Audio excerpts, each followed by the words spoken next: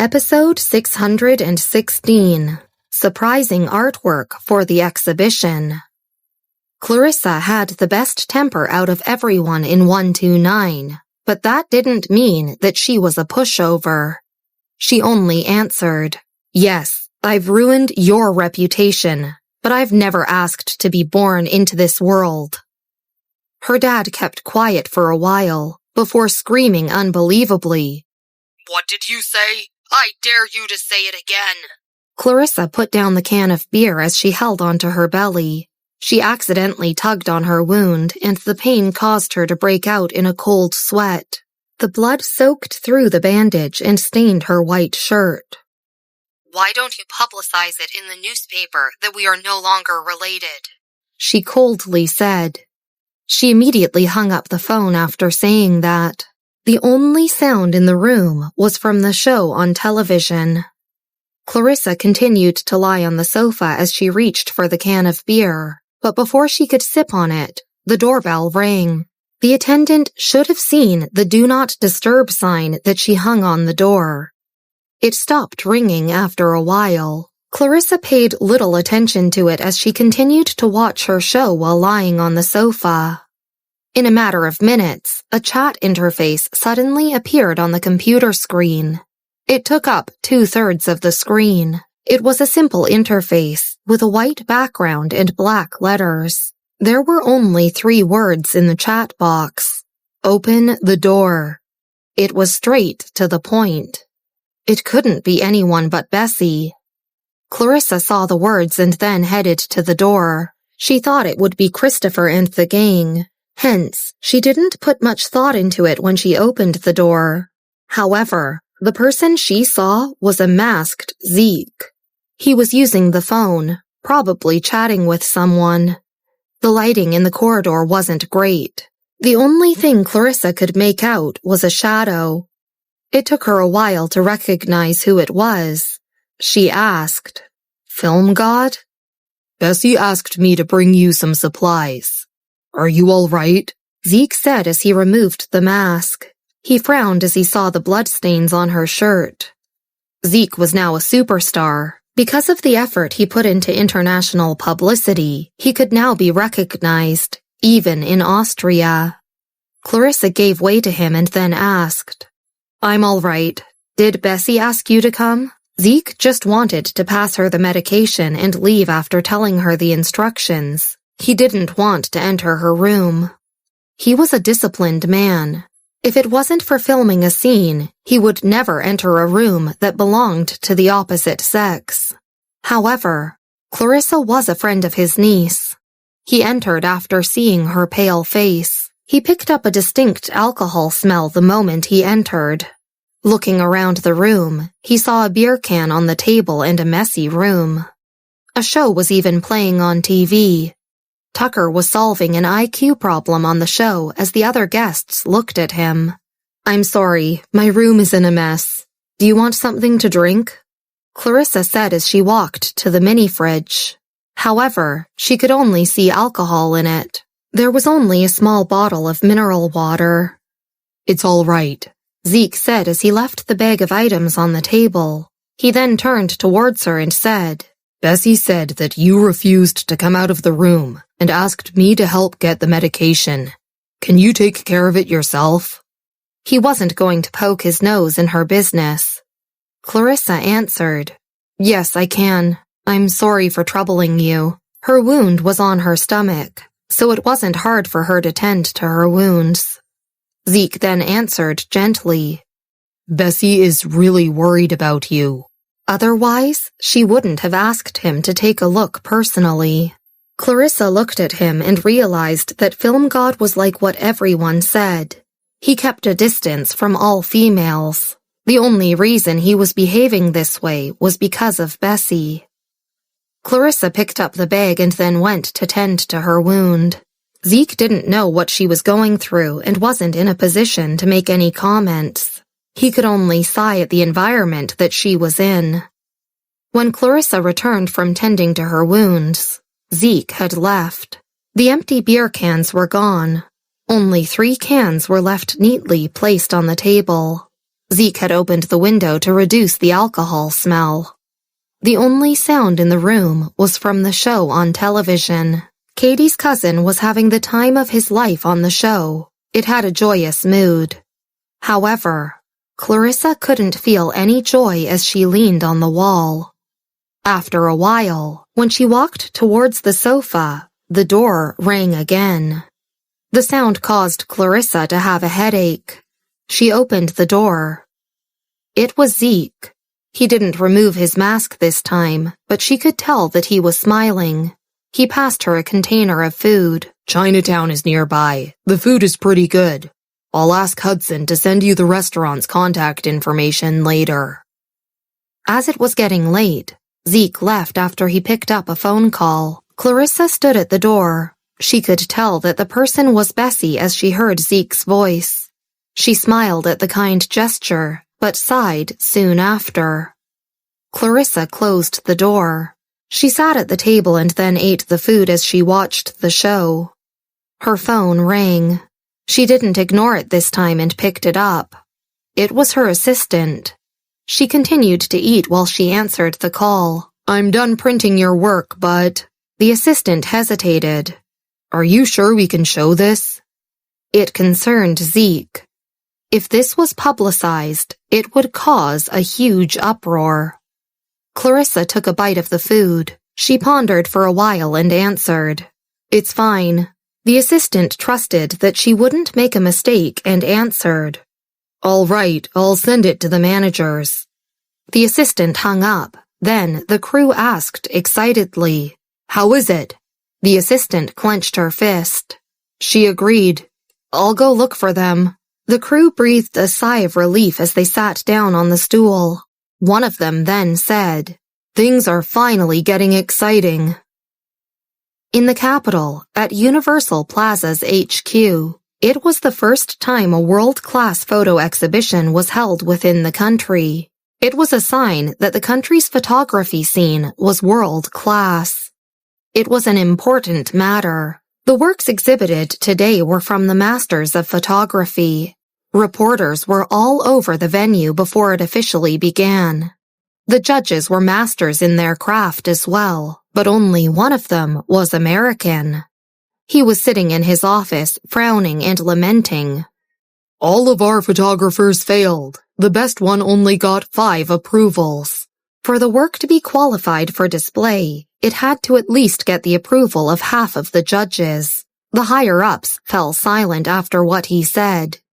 Even though they were the host country, none of their works qualified for the exhibition. It would be embarrassing for the country. It would affect the photography industry in the country as well. Hence, they couldn't display subpar work. It was a pivotal step for them to host this exhibition. The works on display today had gone through international inspection. Even if they allowed a random photo to be displayed, they would be humiliated when the public saw it. This was why the judges didn't know how to solve the issue. Suddenly, someone knocked on the door and announced, Mr. Stone, someone just submitted their work. A new entry? The judge and the higher-ups exchanged glances. The review process was almost ending, so they didn't expect any more entries. They asked, Who is it? Hale. The assistant answered as he walked in with the work. Hale?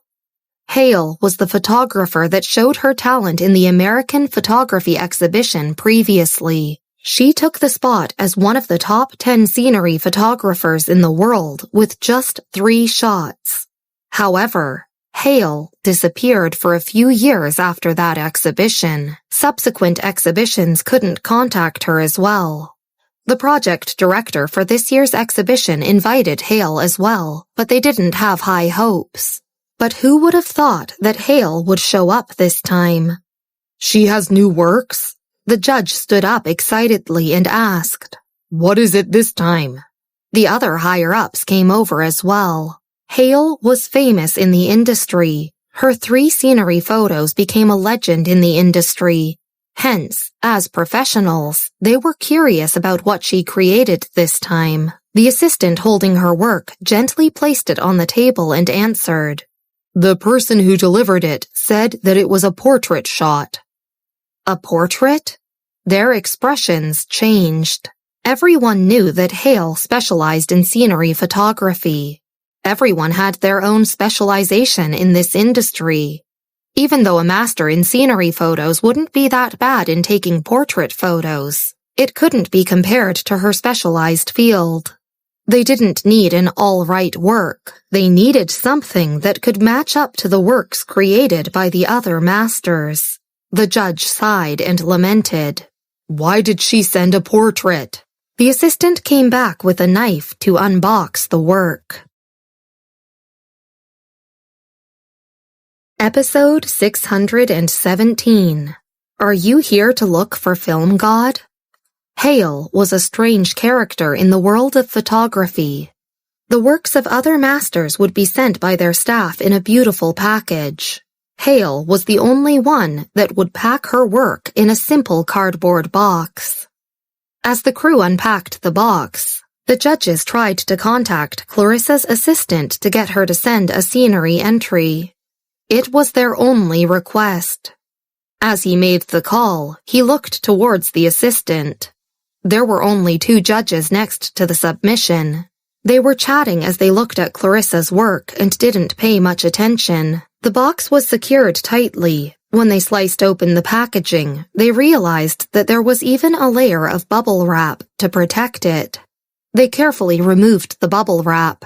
Even though it might not be Hale's best work, it was still something difficult to come by in the photography industry. The work was an average size. As they unboxed it, the assistant stopped halfway, shocked. It wasn't just him. The higher-ups were shocked as well. Even though only half the picture was shown, they could see the subject's cheeks, neck, blood, and the lighting around his body and the background. Even though they hadn't seen the entire work, they were amazed by it already. Hurry, bring it out completely. Be careful, one of them shouted as he stood up. The assistant snapped out of his daze and put even more care into unpacking it. The name of the work was written on the bottom frame. Fly, by Hale. Portrait photography was both easy and difficult to execute. You would have to plan meticulously on the composition, technique, equipment, pose, angle, lighting, and be creative as well. The model was the most important. The model had to carry out the expression. Clarissa's work was stunning. Her portrait wasn't just a portrait. Her creativity was found in the scenery around the model as well.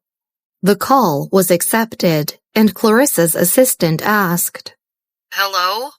There was no response. Clarissa's assistant paused for a while before saying louder, Who is this? The judge snapped out of his daze. He had wanted to ask for scenery shots from Clarissa, but he couldn't care less now. He said excitedly, It's nothing. I just wish to inform you I'll be sending in Hale's work to the judges.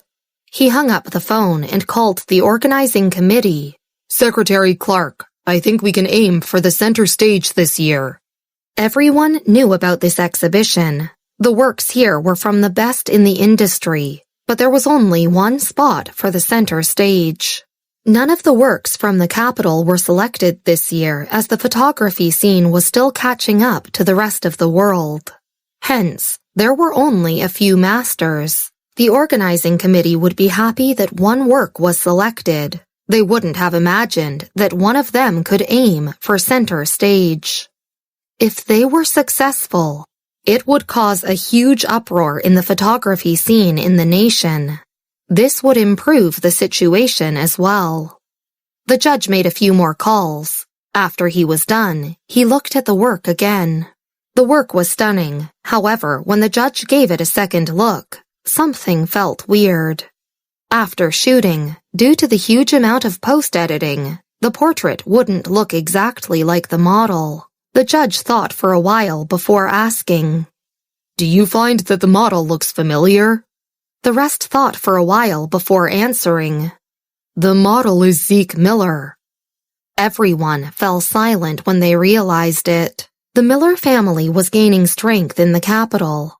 Even though the Clark family was still at the top of the 4 big families on the surface, everyone knew that the Miller family was now more powerful than the Clark family.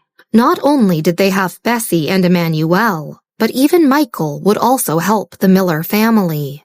The Clark family seemed to have lost the Miller family after losing Michael. Someone spoke. If we showed this, would the Miller family find trouble with us? Zeke had been famous from a young age. He had a promising future. The judge hurried off to confirm with Clarissa's assistant that the Miller family wasn't going to find trouble with them. Everyone knew that Film God was connected to the Capitol because he had 0 affairs and had all the resources. Hence, everyone speculated that he was part of a powerful political family, and others said that he was from a huge financial corporation. But no one would tell the public what the Miller family was like. Hence, they were just speculations. Clarissa's assistant also felt strange after receiving the judge's call. Hence, he called Clarissa even though it was early in the morning in Austria. "The judge from the exhibition called me," the assistant said as he understood that Film God was even more well-connected than he thought. He asked me about Film God again. Will everything be all right? "If they aren't comfortable, ask them to return the work to me," Clarissa said as she stood up from her bed. Her wounds caused her to frown. Now that I recall, the Capitol has invited me to set up the scene for them. I'll have to leave now. I hope you get better soon. Clarissa's assistant said and hung up. She wasn't surprised by his reaction at all. She then threw her phone aside. The medicine was extremely effective and Clarissa felt so much better. She checked the time. It was 5:30 a.m. She continued to sit on the bed for a while before heading to the production set. It was an early day on set. When Clarissa arrived, Zeke was on his first scene. "You're here again?" Director Simpson asked with a flushed face as he scolded someone just then. He then asked someone to bring a stool for Clarissa. Clarissa nodded. Director Simpson fanned himself. When he saw the calm look on her face, it calmed his anger. He then asked, "Are you here to look for Film God?" Clarissa didn't reply. "Film God has a kissing scene with Olivia later." Director Simpson continued. Clarissa looked at him, but he couldn't tell what she was thinking. Episode 618. Heading back home. Director Simpson noticed her movements and continued. "Film God is known for being a disciplined man in the industry. He remained single till now. Do you know why?" Clarissa drank her water and didn't answer. She took a sip, but after waiting for a while and not getting an answer, she looked at Director Simpson. Director Simpson gave her a funny look and continued. "The Miller family has been around for a long time. They have a rule for all their descendants. They can only have an affair if they fail to have a son by 40 years old. Even though this may seem outdated, they still keep to this rule." However, James wasn't brought up with this rule. But he wasn't exaggerating. "He won't actually kiss her," Director Simpson continued smilingly. "Film God wouldn't do such a thing unless he has to." Zeke was the sponsor most of the time as well. No one would dare to force him into such matters. "Miss Hale, you're here," Film God's manager said as he walked towards them, carrying a container of food. He handed it over to Clarissa and said, "I was about to look for you in your room." Clarissa looked at the container. It was the same dish. She didn't know how Zeke found out what she liked to eat. 2 weeks later, Zeke was almost done with his scenes. Director Simpson knew that he was a busy man and shot all of his scenes within this period. As Zeke only had a third of the scenes in this movie, it was really quick. The rest of it had to be added later anyway. It was a wrap. Director Simpson prepared a dinner for Zeke as he was the first lead to finish shooting. During dinner, Zeke received money from Director Simpson and looked at the door. Miss Hale will be heading back today. You were still shooting when she went to the airport. I forgot to inform you of it, the secretary said quietly. Zeke lowered his head. At Springfield, located next to the Capitol, Clarissa got in a cab when she reached the airport and headed to the Hale family. Her family was in the old part of the city. When she reached, Grandma was already waiting for a while. She said, "My dearest grandchild, you're finally back. Let me look at you. You've lost weight." "Grandma." Clarissa greeted her grandma and she hugged her with a big smile on her face. "Get in. Your mom prepared your favorite dish," her grandmother said as she brought Clarissa back cheerfully. She couldn't wait to spend time with her granddaughter. Grandma Hale sat Clarissa down on a chair. She then took a bowl of soup to her. The helpers in the house looked at her smilingly.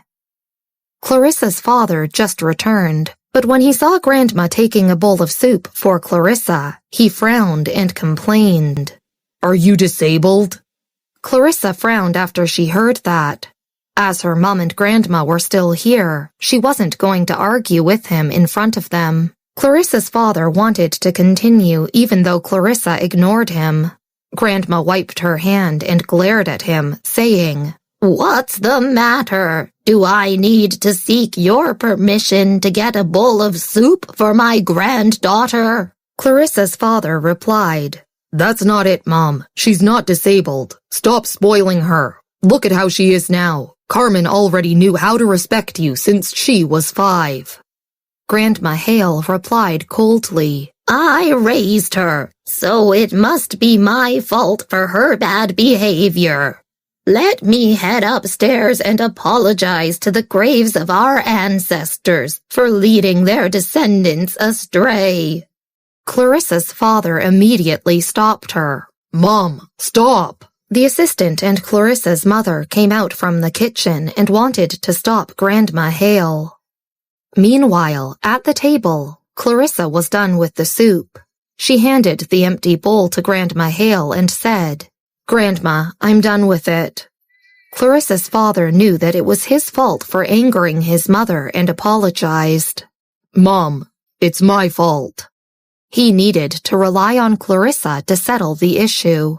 Clarissa got up after finishing the meal. Grandma looked at her smilingly and asked, "My dearest granddaughter, could you stay for a couple of days this time? Your sister is coming soon." "All right, I'm heading up to shower." Clarissa also wanted to stay for a couple of days. She went upstairs.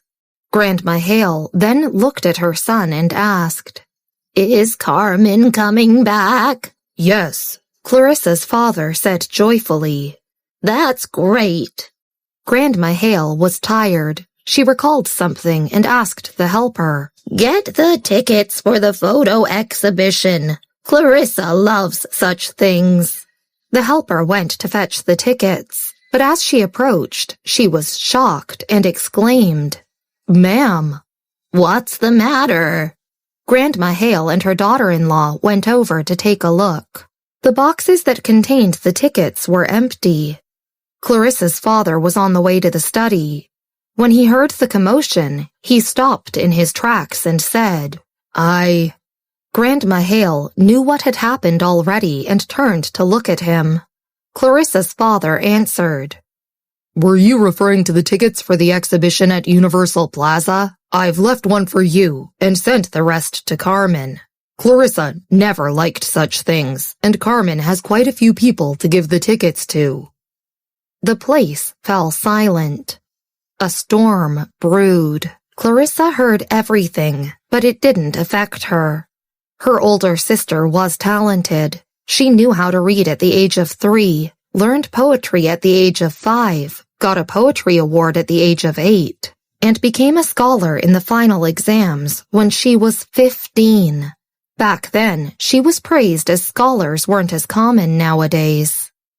She was pretty as well. She was famous in Springfield. The Fay family wanted to get Carmen into their family. The Lewis family wanted to settle Lewis down. Hence, they needed someone as talented as Sherry to capture his attention. But Carmen was already engaged. To be frank, Clarissa was gifted as well. But because of how talented Carmen was, their father didn't pay much attention to Clarissa. Clarissa wanted to seek attention previously. She had answered some questions in her primary school examination wrongly on purpose, and asked her father to help her with it. However, her father only answered her impatiently. This is so simple. Your sister already knew how to solve this when she was 5. After she realized that her father was impatient with her, she never approached him again. Episode 619. It's Miss Hale. Clarissa got out of the shower and realized that her phone was ringing non-stop. She glanced at it and saw that the messages were from the Realm of Gods group. When the head photographer wasn't around, she helped with the shoot for 2 days, so Director Simpson added her into one group.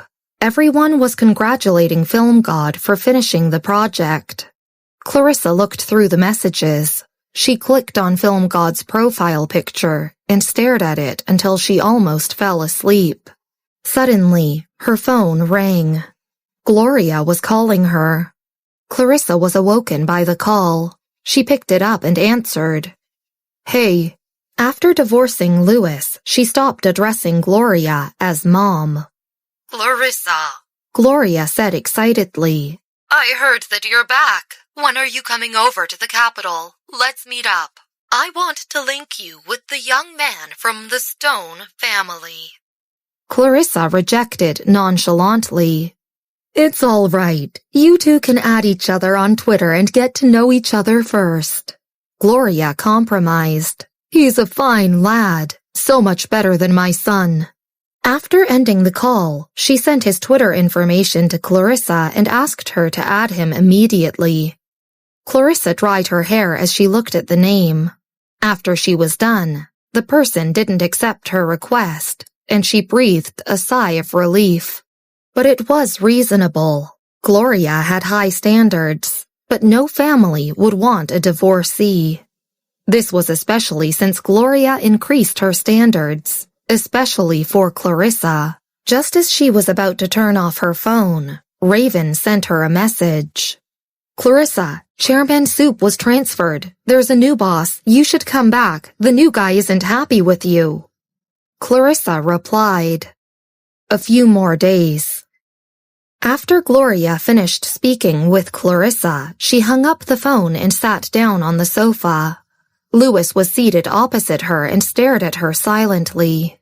The entire family was affected by their divorce. He didn't pay much attention to Clarissa ever since he came back, but as he heard their conversation, he asked, She only returned today?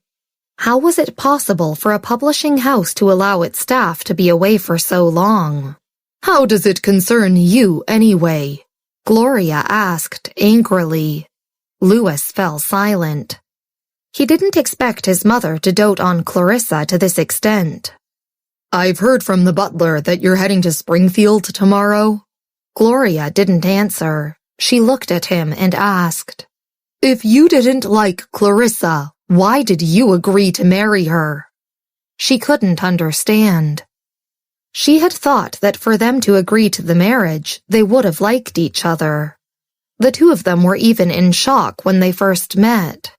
Gloria thought things would develop, and she didn't stop them from happening.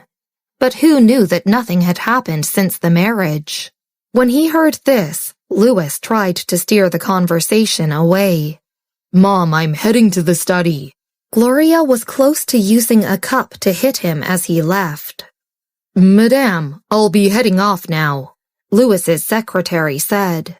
The secretary broke out in a cold sweat after exiting the Fay family's gate. As he drove, he looked back at the Fay family home. He knew everything that happened. When Louis knew that he was going to get married, he wasn't willing initially, but he changed his mind after he saw Clarissa. They didn't even add each other on social media. In fact, he only knew her name during the contract signing. Gloria wasn't aware, but the secretary knew everything. The two of them upheld the agreement for so many years of marriage. Louis didn't bother understanding Clarissa or the Hale family. Clarissa's name and family weren't important to him. The most important thing to him was that she looked similar to Sherry. It was just that Olivia looked even more similar to Sherry. She was similar in her personality, looks, and major. Who could fully understand the complexity of such families? The secretary shook his head as he thought.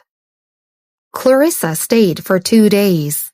As her grandmother was there, her father didn't dare to find fault with her. On the 3rd day, she was done packing and was heading to the capital for her work. She carried her camera to the publishing house. The workers there were used to her period of disappearance. It wasn't the first time they saw Clarissa arrive in a luxury car. The boss of the publishing house turned a blind eye to her as well. The new staff in the office would be impressed with her abilities as she could get news from the tightest source. Her highest accomplishment was that she managed to sneak into a secret banquet that was held in the capital. She even managed to get a couple of photos of the big bosses and get them published. They could never match up to her. It seemed that there was nothing she couldn't do. However, the office was silent when Clarissa arrived. "Clarissa," Raven greeted her when she arrived. Before she was done, a huge figure emerged from the office and said, "Clarissa, come to my office." 2 minutes later, Clarissa entered the office and greeted Chairman Stone. Chairman Stone lifted his head and looked at her. He had a domineering aura around him. He didn't say much as he gave Clarissa a folder and said, "You're in charge of the interview for this rising star in the finance industry." Clarissa agreed to the task and asked, "Is there anything else?" "Nothing. You may leave," Chairman Stone said nonchalantly. Only after she left did Chairman Stone's assistant speak. "I've heard that she was here because of the Fay family, but this interview is going to be hard. We have sent 5 reporters, and they all failed. I wish to understand how new media could be so tolerant with their employee," Chairman Stone said coldly.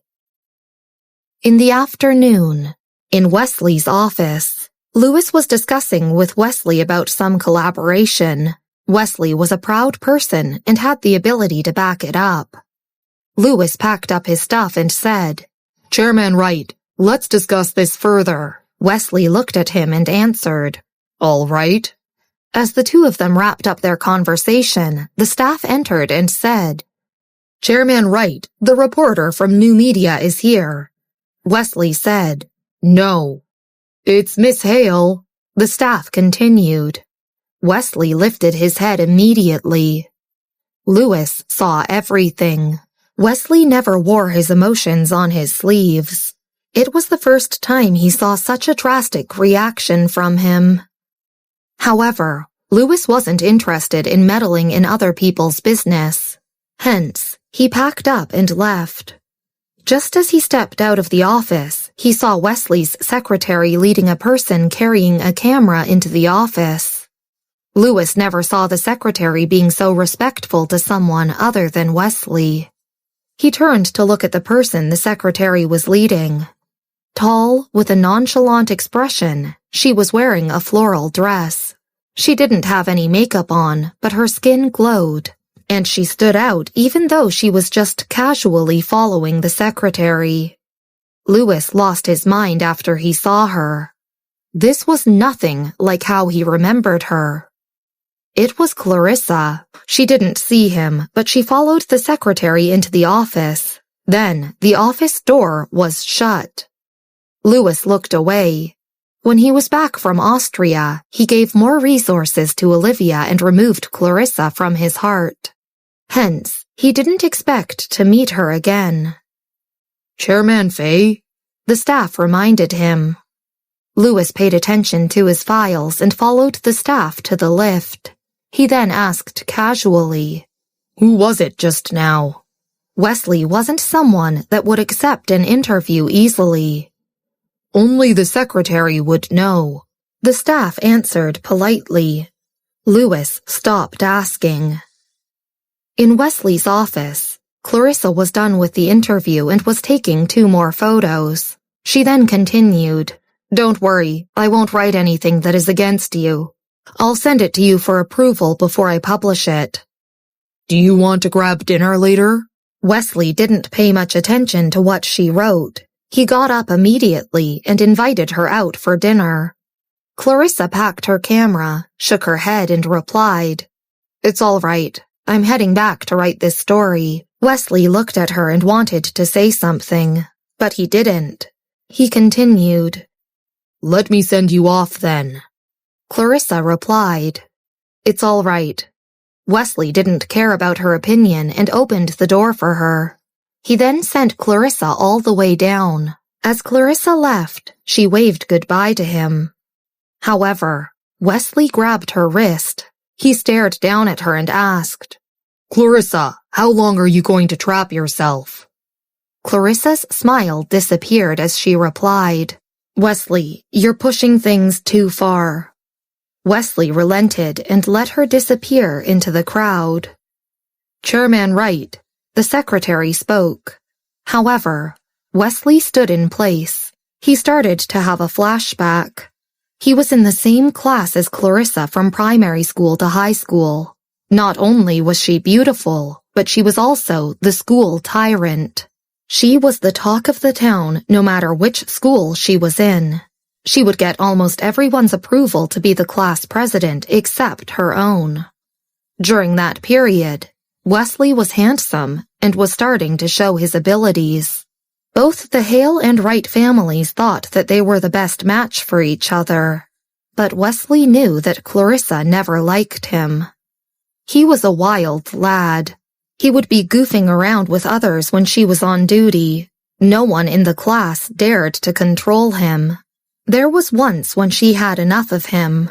She knocked on the table with a stick and demanded, Get out. Clarissa walked among the crowd as she looked for spare change to take public transport. Suddenly, a black truck stopped next to her. The car window winded down. Hudson was in the back seat, waving to her. He said, Miss Hale, where are you heading? In a matter of minutes, Clarissa was in Zeke's car. Zeke was resting, and he leaned against the window. When Clarissa got in the car, he moved slightly as if he heard a sound and removed his eye mask.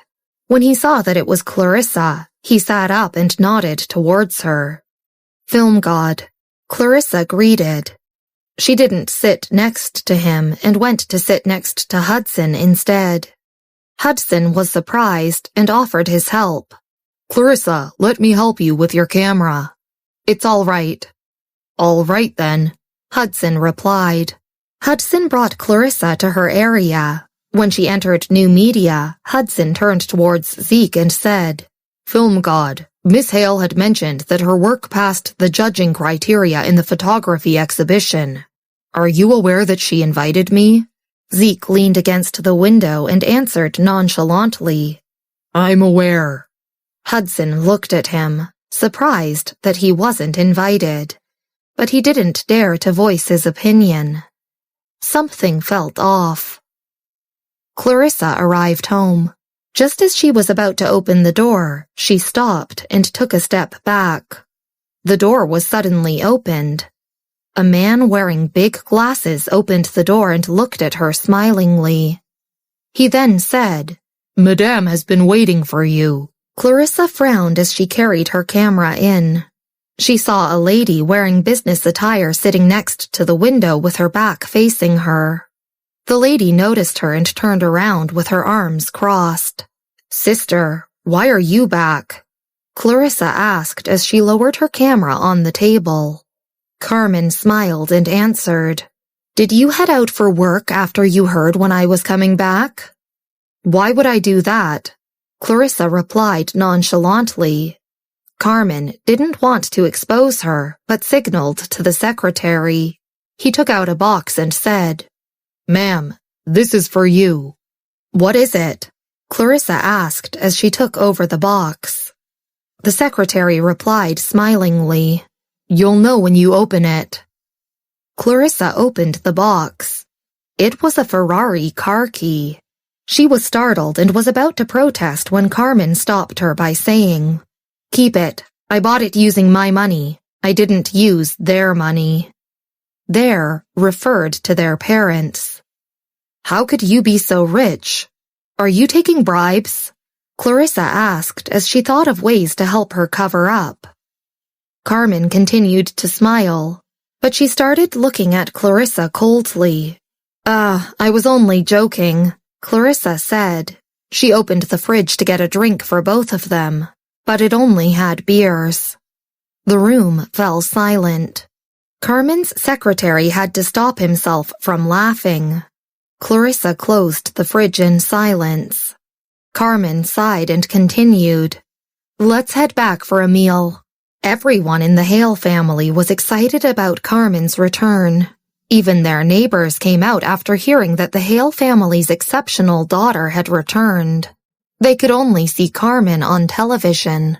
Their father's face lit up when he talked to Carmen and straightened his back when he was about to entertain the neighbors. Their grandmother also held Carmen's hand and smiled as she spoke to her. Even the helpers were happy. The celebratory mood felt like it was the new year. Meanwhile, Clarissa barely had any presents. She sat alone on the sofa and talked to Jared. Episode 620. You divorced Louis? Clarissa glanced at her phone and didn't reply immediately. She thought about it and realized that there had indeed been such an incident. It had always been Jared and Slagdragon being held responsible for it, but this year, Slagdragon had returned to America to fight for his title. Jared hadn't been able to ask Bessy for help, and Giant Crocodile had been busy dealing with the Underground Alliance. Thinking about it this way, it seemed like she was the only one who was free. Clarissa leaned back and thought for a little while before agreeing. "Okay." On the other end of the phone, Jared heaved a sigh of relief when he received the news. Sure enough, Clarissa was easier to talk to than Bessy. The Hale family was still receiving relatives and neighbors. The Hale family's house wasn't lively. Clarissa's father knew Carmen was coming back and had specially invited a bunch of relatives to show off. "Auntie, Grandma, your Carmen is really promising. She really brings honor to our family." Clarissa's aunt nudged her son and daughter closer to Carmen. "Look, this is your cousin." Grandma Hale also introduced her to her aunt and the others. "This is Clarissa." "Clarissa, where are you working now?" Since she was Carmen's sister, they showed interest and asked further about her. After finding out that she was a small reporter, they showed little interest in her and only said a few words before transferring their attention to Carmen. Clarissa seldom stayed at home and wasn't very familiar with these relatives. She was happy to just sit on the sofa and play with her mobile phone. Auntie and the chef brought the dishes out after lunch. When their father saw Clarissa still sitting on the sofa and playing with her cell phone, he said in a displeased voice, "Come over and eat with us. You're always looking at your cell phone. When will you do something more practical?" In the dining room, the whole Hale family finally became quieter. Clarissa's mother and grandmother kept feeding Carmen food. Carmen was a female politician. If placed in ancient times, she would be a powerful queen. It was just that she was busy with government affairs all year round and couldn't stay home for many days despite having just tied the knot a few years ago. She was married to a politician, and according to the time, she had married into an above-average family. The man was outstanding and was from Evanston. Her father was very satisfied with the family that Carmen had married into. In order to prevent her from marrying into a lowly family, her father had spent lots of money and effort. He had even sent his collection of famous paintings worth tens of millions of dollars as wedding gifts. He had bought real estate in the center of Evanston, which was also convenient for Carmen to work. Nothing happened in Evanston, right? Her father suddenly remembered something and asked Carmen. Carmen's return this time was indeed beyond her father's expectations. It just so happened that the bureaucracy was indeed in turmoil recently. Her father wasn't an insider and wasn't quite clear about this. Upon hearing this, Carmen shook her head. Nothing happened. Don't worry. Her father couldn't take part in Carmen's affairs and just nodded without asking further. He turned to Clarissa and said, "Quit the newspaper job and prepare for the civil service examination in November this year." No. Clarissa didn't even bother lifting her head. "Do you like Faye?" Her father was about to say something else, but thinking about the presence of the other relatives today who didn't know about Clarissa's divorce, he trailed off and didn't continue. After dinner, Carmen asked Clarissa to find her. Clarissa nodded. "I'll go back and take a shower." Downstairs, her father stared at her back. "Don't fight with your sister. You're so big already, but you still have to make your sister worry." Clarissa still ignored him. After her shower, she changed into her home clothes before going to Carmen's study to find her. Carmen had a separate study at home. When Clarissa entered, she was having a video conference with someone. Upon seeing her enter, Carmen just raised her hand and told her to sit for a while. 20 minutes later, she finished her meeting and looked up at her. "You divorced Louis?" Clarissa nodded. "Yeah." Carmen stared at her for a long time and finally sighed. Clarissa and Louis had been in a flash marriage and were now on a business trip. If she had been here, she would definitely have prevented this absurd marriage. "Take these tickets." Carmen took the tickets for the Universal Photography exhibition from the drawer and handed them to her. "Don't provoke Dad in the future. You know he hates to see the way you handle business. Don't take the civil servants exam. There are too many things to handle in the government sector. You're not suitable for it." Clarissa glanced at the ticket and then at Carmen. This was the first time she heard such things from her. "I'm too lazy to haggle with him." After a pause, Clarissa couldn't help but ask, "Sister, you met with some awkward businessmen?" Carmen said lightly, "Of course." She had entered the bureaucracy at the age of 20 and had been popular in school since she was young. Young and beautiful, she was an unforgettable flower among others. The Hale family was only a scholarly family and couldn't be Carmen's backing, especially after the death of their grandfather. Hence, she had suffered a lot of hidden losses. Since the family couldn't help her with these issues, Carmen never told them about it. Her high-ranking position was only a topic for idle conversation. But she didn't expect Clarissa's face to sink instead. "Who?" "Forget it. This person is too disgusting to even talk about. You shouldn't involve yourself." Carmen couldn't help but smile when she saw her reaction. She continued looking at her computer and clicked on a video. "Hurry in and rest." The video just turned on and a man appeared on the screen. Episode 621, A Coffee Date with Bessy. Clarissa calmly suppressed the issue to the back of her mind and leaned over to greet the man. "Good evening, brother-in-law." Then she opened the door and left. Once outside, she frowned and sent a message to Bessy. "I'll come out tomorrow and treat you to coffee." Clarissa didn't dare to find Bessy for a drink and could only treat her to coffee. After Clarissa left, Carmen frowned slightly. On the computer, the man said, "I'll suppress the Fay family's license for you." Carmen looked up, and a sneer appeared at the corner of her mouth. "Continue suppressing them." "I've already suppressed it until next month. I know you're protecting your sister. How would I dare to approve it?" The man chuckled. Carmen picked up a pen and nodded. Although she wasn't in Evanston, she had also seen Lewis's scandals from her secretary. Even if the news was fake, based on Lewis's attitude in ignoring it, Carmen didn't intend to take it lightly. The next day, Clarissa went to the newspaper agency to hand in the press release. The review department looked at the press release submitted by Clarissa and didn't dare to approve it, so he directly handed it to Chairman Stone. "She interviewed Wesley already?" Surprised, Chairman Stone raised his eyebrows and took the press release. He was very clear about how difficult it was to invite Wesley for an interview.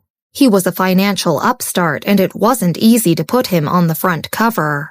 Yesterday, he had wanted to knock down Clarissa with this incident. However, he didn't expect her to really settle an interview with him. "Show it to me first." Chairman Stone reached out for the press release. Clarissa's press release wasn't particularly official. She hadn't beautified Wesley at all in the article and said that he was fickle and had a bad temper. Finally, she also summed up and said that she didn't know how such a nonchalant person had become a financial upstart. How could an interviewer write such things? Not to mention how this press release had been passed to Wesley already. The review department hadn't dared to pass it and had given it to Chairman Stone first. If this was sent to Wesley to review, wouldn't the newspaper agency completely offend him? Chairman Stone froze for a moment after reading it, feeling somewhat surprised inside. Clarissa's writing was indeed different from ordinary press releases. "How would I dare to show this to Chairman Wright?" the reviewer said at a loss. But in the whole department, only Clarissa had interviewed Wesley. Upon hearing this, Chairman Stone narrowed his eyes. "Have you confirmed it with Clarissa?" "She said that this was her press release script." The reviewer hesitated. Chairman Wright pondered slightly. "Send the manuscript to WC." The reviewer was stunned, but Chairman Stone's expression didn't seem to be joking, so he sent the manuscript written by Clarissa over. About 20 minutes later, the reviewer received a reply. Looking at the words, "No problem," on the screen, he almost wondered if he was illiterate and went back to show Chairman Stone in disbelief. Despite expecting such an answer, Chairman Stone was still surprised. After a long while, he chuckled softly. This person who was taken care of by his predecessor, Chairman Soup, was indeed interesting. The phone rang and he picked up. "Miss Fay." "Hello," Gloria responded and then asked with a smile. "How was the girl that I introduced to you last time?" Chairman Stone calmly replied, "I've been busy recently." He glossed over the matter quickly.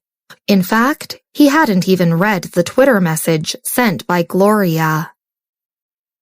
Clarissa ran another cat hunting news in the afternoon. After returning to the agency, she sat down with the rest of the department for a discussion. "This year's tournament is in Spain, but unfortunately, I can't go because I didn't manage to snatch a ticket." Raven sat with them and sighed. Clarissa drafted a press release on the side and didn't answer. When she got off work, she wrote a press release about cat hunting. Raven was talking to a few people when news about Louis and Olivia popped up on the computer. She stopped talking and kept sulking. She was still sulking by herself when she got off work with Clarissa. "Clarissa, I'll treat you to dinner." Raven turned off the computer and followed behind Clarissa. Having seen the news on the computer, Clarissa sighed and said, "Wait, I have an appointment tonight." "Are you sure?" Raven glanced at her, seemingly to confirm her mood. Clarissa remembered the conversation of those in the office and reached out to pinch Raven's face. She laughed and said, "Let's go. I'll bring you along." "Huh?" Raven was taken aback. Clarissa flagged down a taxi. When the taxi stopped, she stuffed Raven directly into the back seat and then casually went in as well. She said to the driver, "Please head to the Enterprise building." Raven followed Clarissa all the way to the private restaurant, which looked very high-end.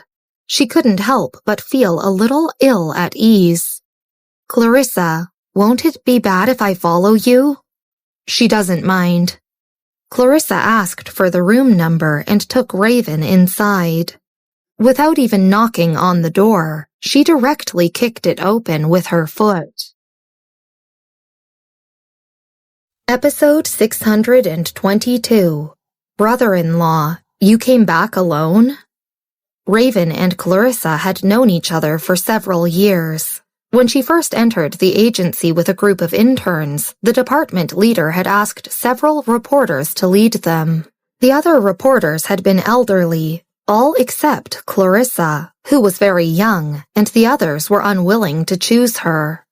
Raven had chosen Clarissa, and only she had remained in the batch of intern reporters. It was just that she didn't know much about Clarissa's personal affairs, and Clarissa also never asked about her. Raven found it easy to get along with this kind of friend. She only knew Louis after seeing his assistant come pick up Clarissa one day, and she had only found out about him after Clarissa revealed the surprising matter to her. Raven had felt like Clarissa was too low-key. She was obviously a hidden rich wife, but she still wore flip-flops and market clothes. She had been very shocked then, but she was even more shocked now.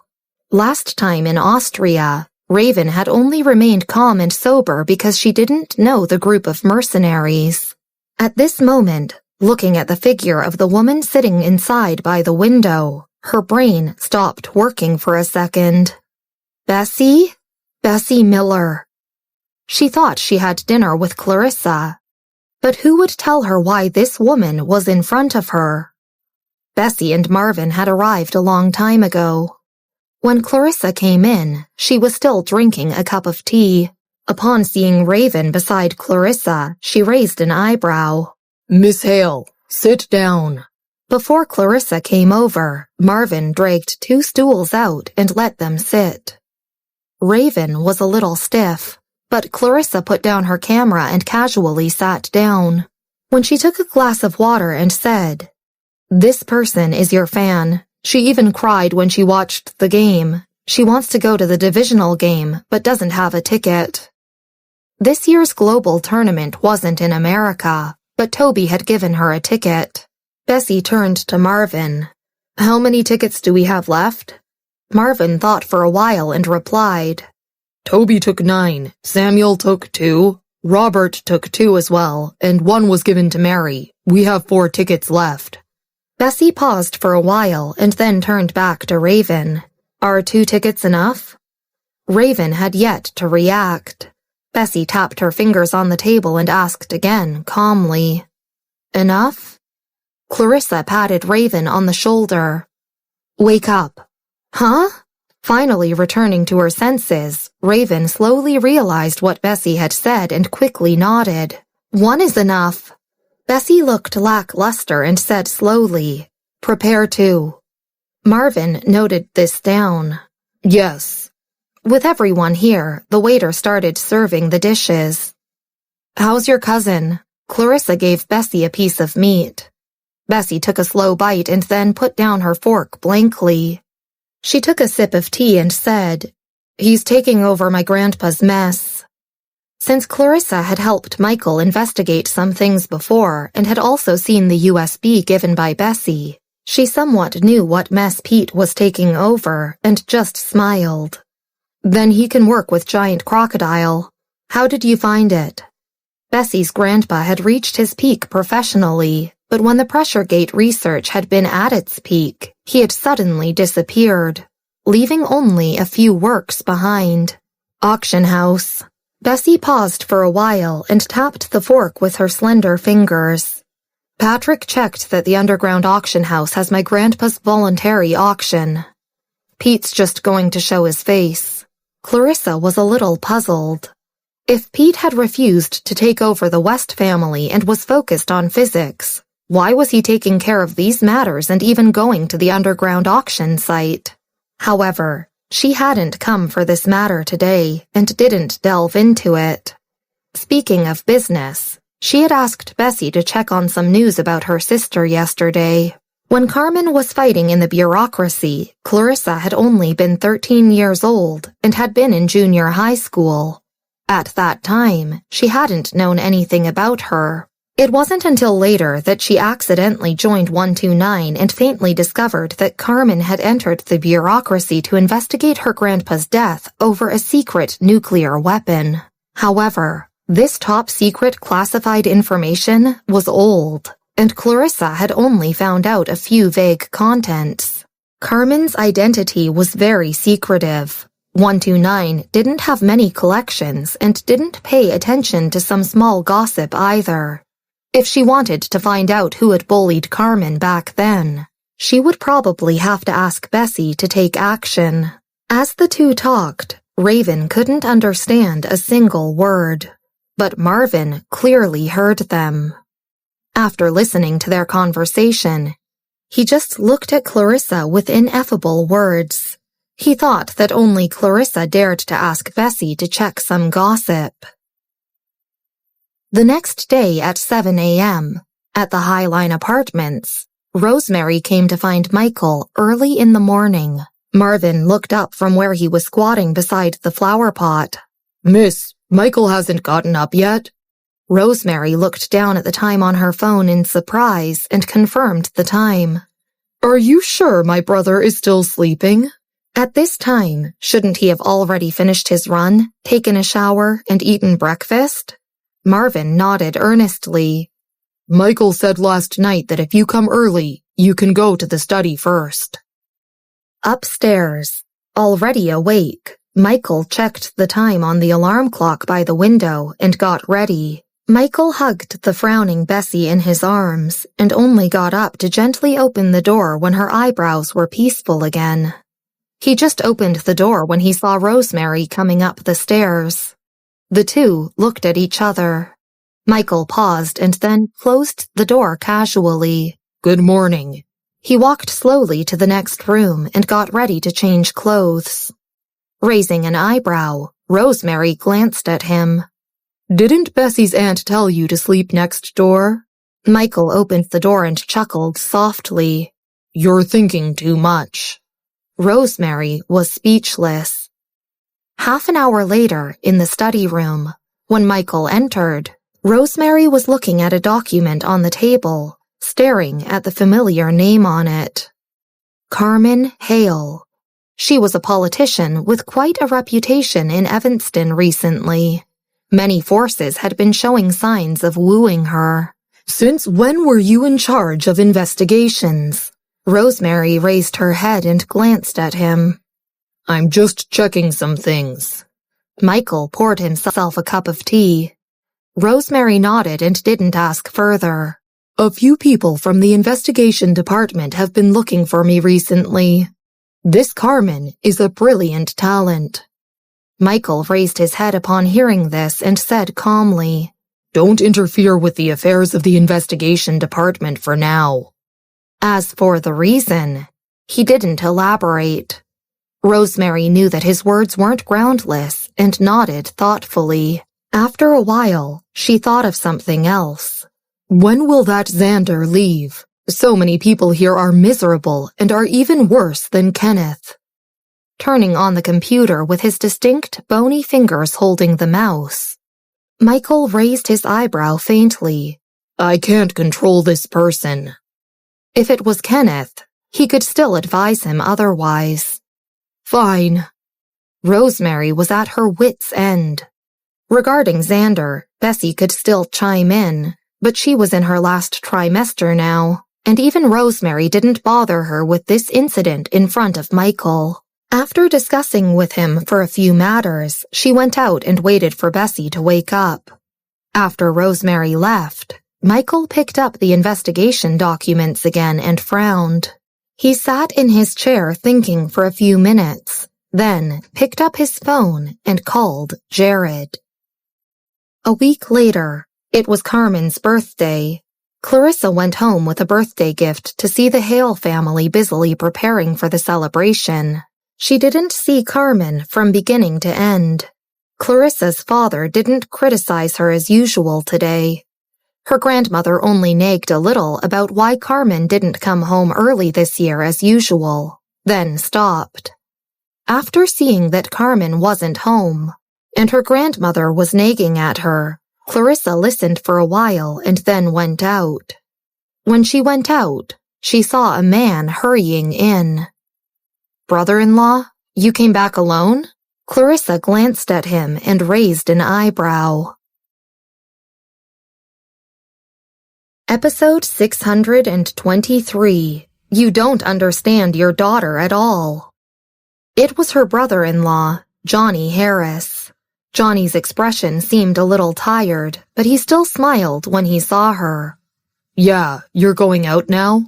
The light outside was weak, and Clarissa didn't see his expression. She said casually, "I have work tomorrow morning. By the way, I've left my sister's birthday gift with my aunt. Help me give it to her later?" Okay. Johnny nodded. After Clarissa left, the smile on his face suddenly disappeared. Instead of seeing Carmen's grandmother in the Hale family's house, he went directly to find Carmen's father. How's Carmen now? Her father asked anxiously. Under the light, Johnny's complexion wasn't good. He had dark eye circles under his eyes. He shook his head and sighed. She's being guarded. I can't see her. How could it be? Her father fell into a chair in despair. Carmen wouldn't break the law and leak secrets. You didn't tell her younger sister and the others about Carmen? Johnny recalled Clarissa and the servants' attitudes just now. Carmen's father was taken aback for a moment before he reacted and shook his head, smiling bitterly. It'll only make them worry, especially Clarissa. She has a good relationship with her sister. She won't be able to hold back if she finds out. She'll be able to do anything. At that time, I can't let her hold you back. Johnny nodded. I'm here today to tell you something. No matter what the investigator asks you, just say you don't know. I know, son-in-law. Carmen's father grabbed Johnny's hand and knelt down. You must save her. I know. I'll do my best. Please get up quickly. After leaving, Johnny stood at the door for a long time before returning home with a headache. He returned to the Harris family's house. Sir, you're back. The chief prosecutor is waiting for you inside. Johnny's father's secretary whispered. Be careful what you say. He's angry. Johnny entered the room. A few people were sitting happily on the sofa. Johnny, you're back? A woman with delicate makeup put down the child in her arms and smiled at him. The woman looked about the same age as Johnny and was actually his stepmother. Without even looking at her, Johnny turned directly to his father. Dad, I have something to tell you. If it's about that woman, I advise you not to think about it. Divorce her soon or cut off relations with me. Johnny's father didn't even bother looking up. Dad, you know she's not that kind of person. Johnny's veins bulged. Then how did she obtain the case record of that year's incident? No matter what the reason, the use of private power to obtain top-secret classified information is a serious crime. As someone who knows the law, it's even more unforgivable for her to break it. Johnny, I think you're in over your head. Do you want your father to go to prison too? If you still want to involve yourself in her business, get out of the Harris family today. I don't have a son like you. Seeing them argue, the woman handed the child in her arms to him. Don't be angry. Look at your younger son. The woman glanced at Johnny and said gently, Johnny, listen to your father and divorce soon. Johnny stared at her coldly.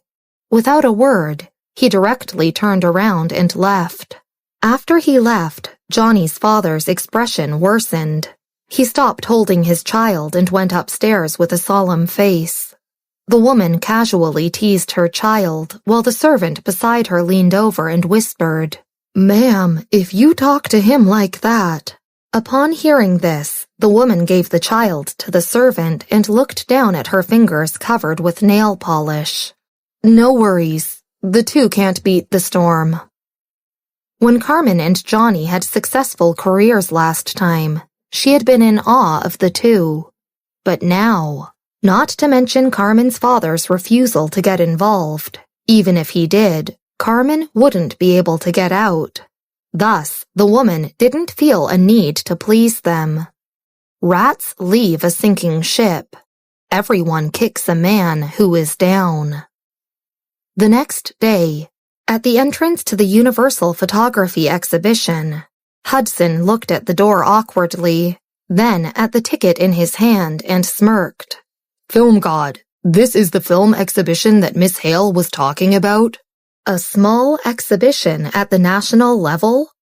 After a long while, he comforted himself and said that it was understandable since she was the niece's friend after all.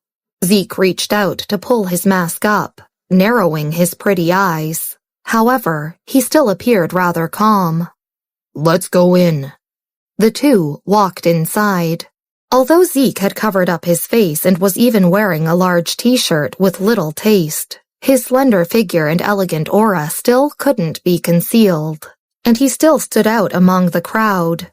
Even with his head down, he still attracted a lot of attention. Hey, Miss Hale?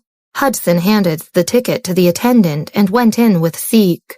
When he looked up, his eyes lit up at the sight of Clarissa in the crowd. Miss Hale, wait for us. He glanced at Zeke again. Shall we go together with Miss Hale? Zeke pressed his hat down and glanced in front to see Clarissa. His footsteps suddenly paused, and he curled up his clean fingers before nodding faintly. Okay.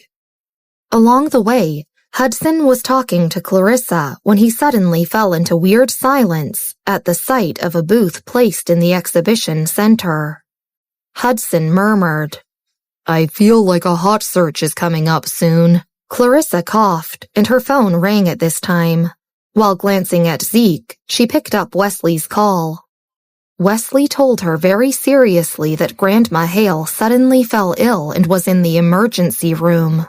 Clarissa suddenly raised her head, her fingers trembling. Grandma had always been healthy, so how could she suddenly be sick?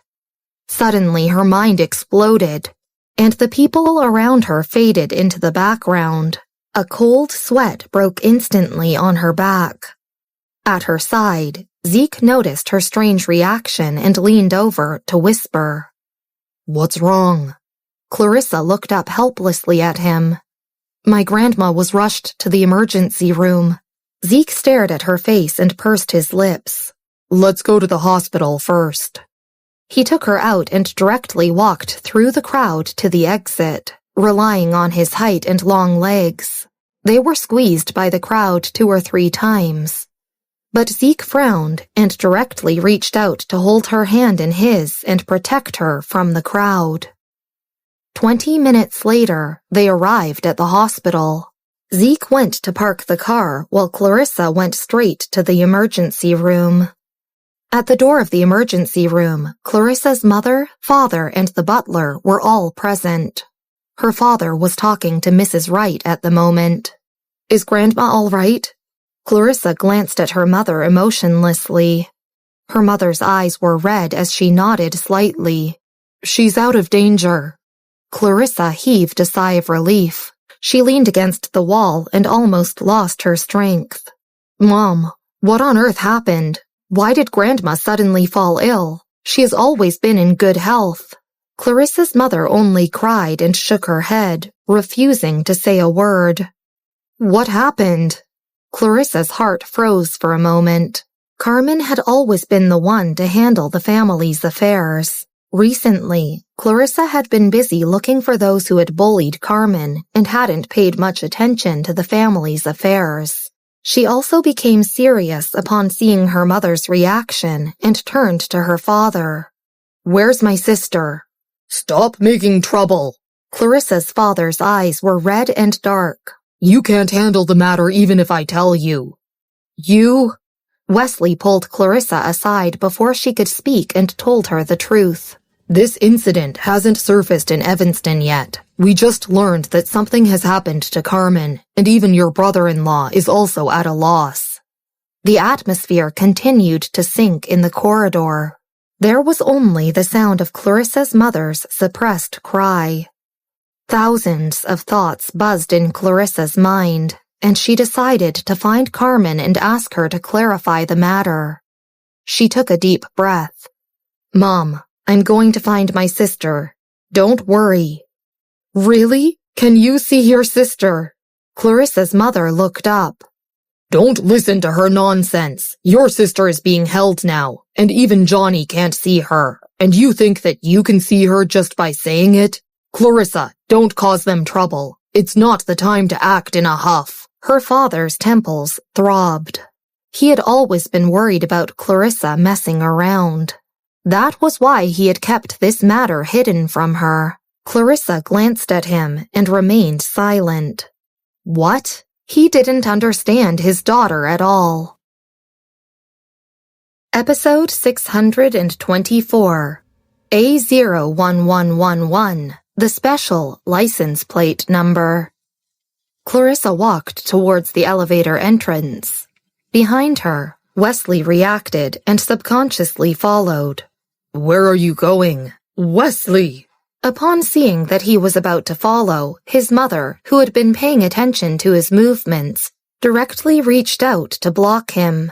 However, Wesley didn't listen to his mother as he did in the past. He flicked away her hand without looking back and followed Clarissa. Mrs. Wright's temples throbbed, and she couldn't help but frown. Wesley! Mrs. Wright had always been strict with him. When Louis was engaged to Clarissa, she had prevented him from seeing Clarissa.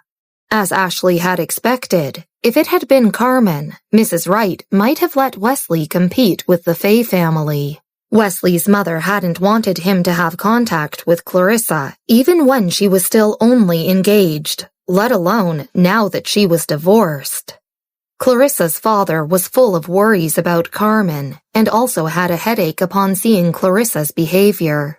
She's adding fuel to the fire. Downstairs, Clarissa took the elevator down, but Wesley didn't have time to follow her into the elevator. When he took the next elevator and caught up with her, he only saw Clarissa's back and paused when he saw the back of a man beside her. Before he could catch up, the two figures had disappeared. Wesley was stunned for a long time. In Zeke's car, he glanced in the rearview mirror and saw Clarissa's lowered eyes and unclear expression. Clarissa was going to find Bessy. Without asking her, Zeke sent her to the Highline Apartments and then rushed back for the announcement. Is Miss Hale all right? The manager called and asked.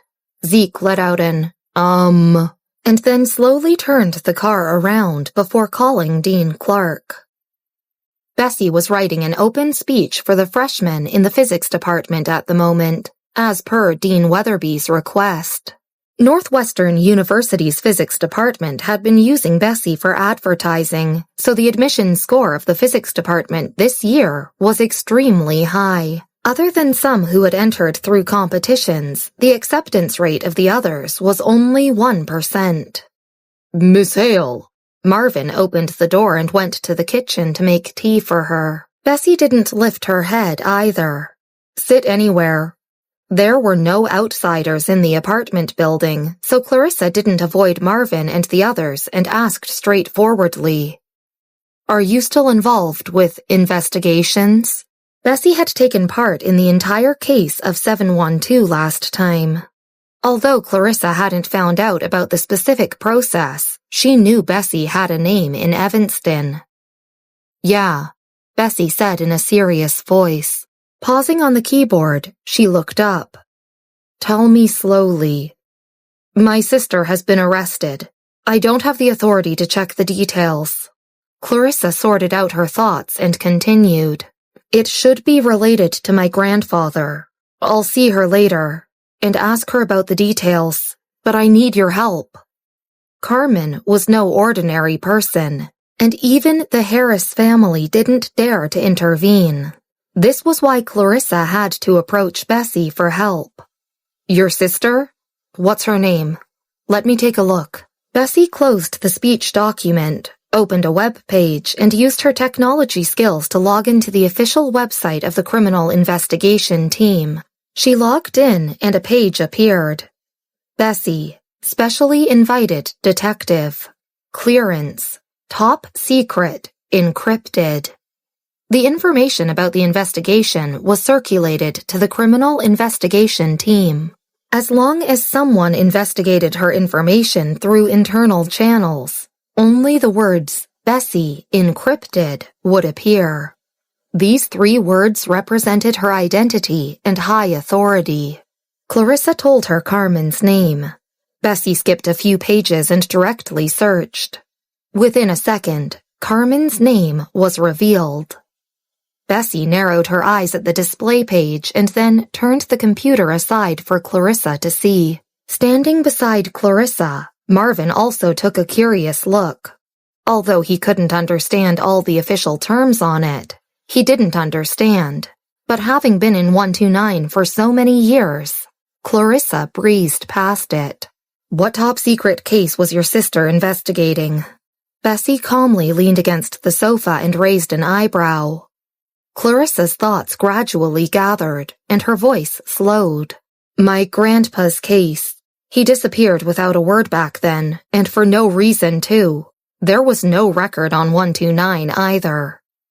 At that time, Michael had been bent on getting to the bottom of it, but she didn't know if he had managed to find anything out. Nodding, Bessy tapped her knees with her fingers. "The news is blocked.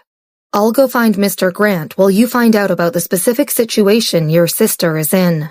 There's a lot of room for change in this matter." The investigation was managed by Gerald.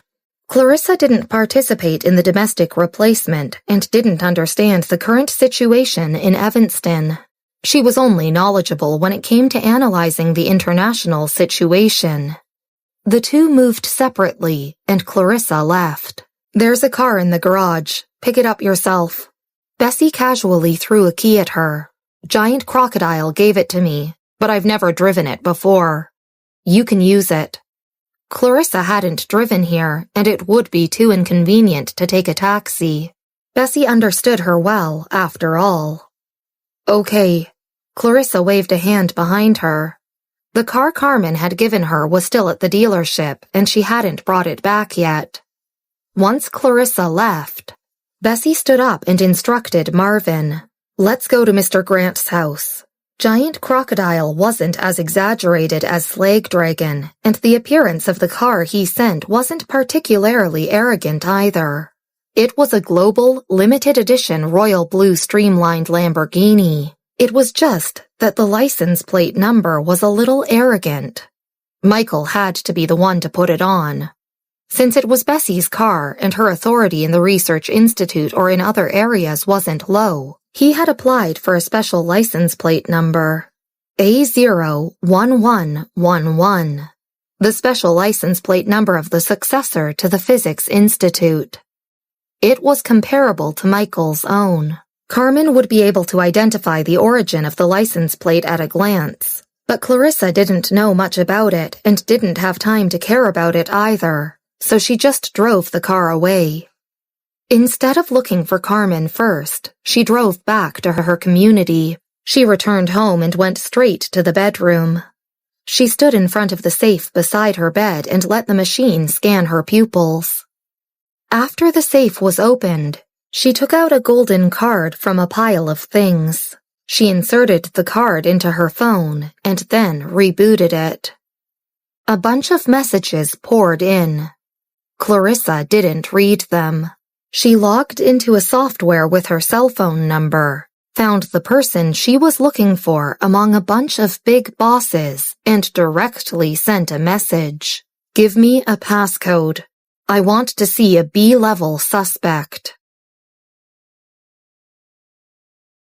Episode 625. Clarissa to the Rescue. The passcode took time, but Clarissa knew very well that she only had to wait for the other party's reply. She walked downstairs with the phone and dialed Johnny's cell phone. "Brother-in-law." She took the car keys and opened the car door. On the other end, Johnny had just arrived at the hospital and was discussing things with his father-in-law. He reached out to massage his eyebrows when he received a call from Clarissa. After a few days, his stubble had come out, and his voice sounded very tired. "Johnny Harris." "Do you have time? I'll take you to see my sister in the evening," Clarissa said calmly. She knew that her elder sister and her brother-in-law had a good relationship. Now that Carmen was in trouble, if Johnny couldn't see her and be sure of her safety, he wouldn't be able to eat or rest in peace. "See your sister?" Johnny was first taken aback. Then he turned overjoyed and his eyes burst with dim light. "Clarissa, can you let me see your sister?" Clarissa had already gotten off the elevator, walked to the side of the car, pressed the switch, and opened the door. "It's Clarissa again?" In the hospital, Clarissa's father had come out with Johnny in case something had happened. He said, "Johnny, don't listen to her nonsense." Then he leaned into Johnny's phone and said tiredly, "Clarissa, we're now seriously investigating your sister's affairs. Can you not make trouble? Can't you tell how important this matter is?" Ignoring him, Clarissa said directly, 8 o'clock in the evening. She hung up. "Johnny, don't listen to her." Clarissa's fathers couldn't help but massage his temples, suppressing his anger. "She was spoiled by her grandma and mother." Johnny shook his head. "It's okay. I'll go and take a look later. There's no other way either." Even his father was unwilling to participate in Carmen's affairs, let alone other people. At this moment, Johnny and the Hale family were really isolated and helpless. Everyone was afraid of being dragged into the water because of their involvement. "You..." Clarissa's father sighed. He was about to say something else when suddenly a dozen men in plain clothes appeared at the end of the corridor. They walked over to Johnny and his father-in-law, took out their ID cards, and said, "There's a case that needs your cooperation now. Please come with us." Half an hour later, in the investigation room of the Criminal Investigation Team, the secretaries of Johnny, Clarissa's parents, and Carmen were all together. It was fine if someone came to interrogate them, but no one did. Clarissa's mother pursed her lips and turned to Johnny. "Johnny, can we still leave?" Glancing at the one-way glass, Johnny leaned against the wall and almost collapsed. He couldn't even say a word of comfort now. He wasn't afraid of being arrested. He was afraid that no one else would investigate Carmen's case if he was. Clarissa's parents' hearts plummeted in an instant. An hour later, the iron door opened. As soon as they looked up, they saw Johnny's father. "Harvey, I've really troubled you." Without even looking at them, Johnny's father politely thanked the man next to him. Harvey reached out and nodded faintly. 5 minutes. "Okay, thank you, Harvey." Johnny's father sent Harvey out with a slight smile. After Harvey went out, he directly turned to Johnny and the smile on his face was wiped off. "I told you not to investigate this matter. Now that you're being held here, is your wish satisfied?" Johnny shook his head. Dad, listen to me. Carmen's case. I told you not to be involved. If you want to get out, you'll divorce Carmen. I'll apply for you to go abroad tomorrow. Otherwise, I'll take it as I don't have a son. His father gave him two choices. Carmen's case wasn't trivial, and there had been no turning point. Johnny's father was left with no choices. Upon hearing this, Clarissa's father knew that there was really no way to help his daughter, and his blood ran cold. His figure swayed and he almost fell to the ground and injured himself, but was fortunately supported by Carmen's secretary. However, his mind was still sober, and he took a deep breath. Johnny, just divorce Carmen. If she was here, she wouldn't want to drag you down either. You have a promising future and shouldn't be held back by our family. Johnny just stared at his father for a long time before saying sarcastically, 2 years ago, the power of Evanston was replaced and you were in danger. If it hadn't been for Carmen, would you still be sitting firmly in this position? Since you're unwilling, then you can just take it as you've never had me as your son. Johnny's father pursed his lips and glared at him, trembling with anger. You're unreasonable. If that's the case, then you can just stay here forever. After entering this interrogation room, you still think you can go out? He took his leave immediately. The more powerful a person was, the more cautious he would be. Johnny's father was now in the promotion period and wasn't willing to take risks for Carmen. The door slammed shut.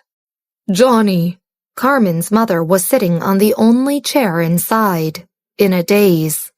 Was what your father said true? This is the criminal investigation team. Johnny didn't have the energy to speak, so Carmen's secretary explained to Mother with a wry smile. The highest level interrogation room for investigations. Until the Hale family's case is investigated, we won't be able to go out. Even if my father helps us submit a report, it'll still take 2 weeks. After the 2 weeks, Carmen would already be convicted. Mom still hasn't woken up, and Carmen is waiting for us inside, Carmen's mother murmured. 20 minutes later, the door opened. The 4 people in the interrogation room were all depressed, and their spirits had hit rock bottom. Thinking that someone was coming to interrogate them, they looked up, sad and powerless. 2 people came in. At the front was Harvey from just now, whom Johnny's father had been very respectful towards. Johnny, Clarissa's father, and the others all recognized this captain. The one behind him was a woman in a skirt. Wait. Clarissa? Upon seeing the woman's face, her father was shocked and senseless. He leaped up and exclaimed, Why are you here too? Didn't I tell you to not interfere with this matter? Mr. Police Officer, she doesn't know anything about this. Miss Hale, is he the person you're looking for? Harvey glanced at Clarissa's father and the others, then turned sideways and asked Clarissa very politely. Episode 626. An SUV bought by Giant Crocodile. It was already so late, and yet they were so loud. If Johnny wasn't there, Clarissa felt that she should have arrived a day later. She looked at her watch. It was already 7. Wanting to cut the conversation short, she replied, "That's right." "All right, I'll have to check on some stuff with you." Harvey sighed and replied after thinking for a while. Clarissa nodded as she thought about what had happened to her grandfather. She left with Harvey without speaking to her father. After the two of them left, in the interrogation room, Clarissa's father was facing Johnny and the gang. They didn't know what was going on. Why was Clarissa in the same room as them? Not only was she not with them, but the captain also seemed to know her. Harvey spoke differently when he spoke to Clarissa as compared to when he spoke to Johnny's father. As the four of them thought to themselves, the door to the room was opened. Two plainclothes officers came in. They were the ones who brought them back from the hospital. They said, "Follow us." "Johnny, what?" Clarissa's mother asked as she looked towards Johnny. Johnny and Carmen's secretary looked at each other and understood what was going on. It must be because of Clarissa. They tried to hide their shock. Johnny turned to console his mother-in-law. "It's nothing, Mom. Let's follow them." Carmen's secretary noticed they were being led to the exit and asked, "Officer, where are you taking us?" The officer replied nonchalantly as he continued to lead them. "You can all go home now." They knew what he meant. It was already time to knock off work. Hence, there wasn't anyone in the corridor. The secretary noticed the officer didn't seem keen on answering her question and kept silent. Clarissa's father looked around for his daughter, but as they were approaching the exit, he couldn't find her and asked, "Officer, what about my daughter? Is she coming home with us?" His words stopped the officer in his tracks as he asked, "Your daughter?" "Yes, Clarissa, the lady just now." Her father replied as he looked towards the interrogation room. After he spoke, he realized the officer was just staring at him. It gave him the chills. Just as he was about to ask, the officer answered excitedly, "So, you're Miss Hale's father? Nice to meet you, Mr. Hale. Miss Hale is still speaking with Harvey right now. Do you want to head to our lounge to wait for her?" Clarissa's father was confused. "What unnecessary conflict? If you had mentioned that you were Miss Hale's father, you wouldn't face such troubles. Has Miss Hale mentioned me before? She praised me for being smart the last time she was here." The officer recounted excitedly. Clarissa just wanted to get her family out of trouble. Hence, the officer had thought that she was here for official business. But he couldn't imagine that she was here for her family. No wonder she was here in person at this hour. The officer sent her father and the gang out of the station and continued to chat with them. When Clarissa and Harvey came out, the officer was chatting with them about his latest smartphone. But he silenced himself the moment he saw Clarissa and Harvey walking out from the station and greeted them respectfully. Clarissa nodded and said, "Harvey, you should head back first." Everyone could see how prideful Harvey was. He had cultivated a strong aura after mixing with Michael and Bessy for so long. Hence, even Johnny's father was overwhelmed by him. However, Clarissa wasn't affected at all. Even though they were close to her, Clarissa's father and the gang didn't dare to say anything. Harvey didn't know what to do as he held up his walkie-talkie. This matter was going to involve many parties. Since Clarissa was involved, Bessy and Jared would involve themselves as well. And if Bessy was involved, there was no way that Michael would leave her alone. Everything was connected. How could someone have the audacity to mess with Clarissa? Have they forgotten how the Miller and Wilson families messed up in the Capitol last year? "I'll contact you when there's an update," Harvey said as he nodded at Clarissa. He then swiftly left the scene. She looked at Harvey as he left. Then, Clarissa looked at Johnny and Carmen's secretary and said, "It's almost time. Let's go look for my sister. Mom, you should stay with Grandma at the hospital. Don't worry about Carmen." Clarissa's mother nodded and breathed a sigh of relief. She wasn't aware of the situation in the Capitol, but she understood what Johnny's father said. "They told us that we wouldn't be released for at least 2 weeks. How did you?" Clarissa nonchalantly answered, "I've worked with Harvey a number of times previously. It's not a big deal." Clarissa's mother couldn't find anything wrong with what she said. Clarissa was a reporter after all.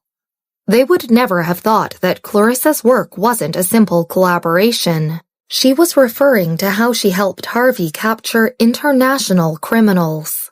Now that everything was settled, they were back to being concerned with Carmen. Johnny took his phone and announced, "I'll get someone to fetch us over." The four of them were brought here in the police car. "It's all right," Clarissa said as she took out her car keys and walked towards the car park. "I have one." Johnny and Carmen's secretary followed. Johnny would have doubted her if Clarissa told him that she could bring him to Carmen. But after what happened, he believed every word she said. "You drove the Hale family's car?"